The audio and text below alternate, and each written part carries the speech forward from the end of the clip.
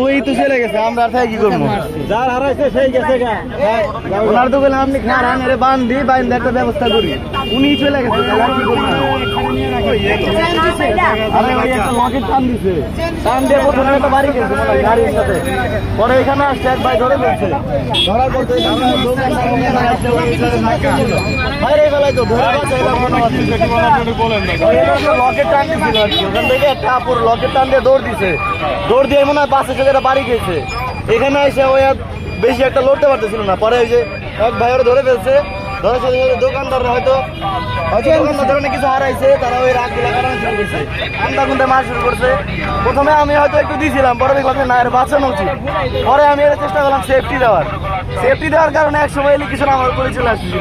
পরে আমি বললাম আমি এই ক্যাম্পাসে ঢাকা ইউনিভার্সিটির, পরে এরা পিছনে গেল। এরা তো মায়ের ফেলায় তো কোনো সমাধান নাই আলটিমেটলি। লকেটটাও হয়তো কার কাছে পাস করে দিচ্ছে, এখন ওরে আমরা কি করতে পারি? হয়তো ওরে আমরা বেঁধে রাখতে পারি, ওরে প্রেশারাইজ করতে পারি।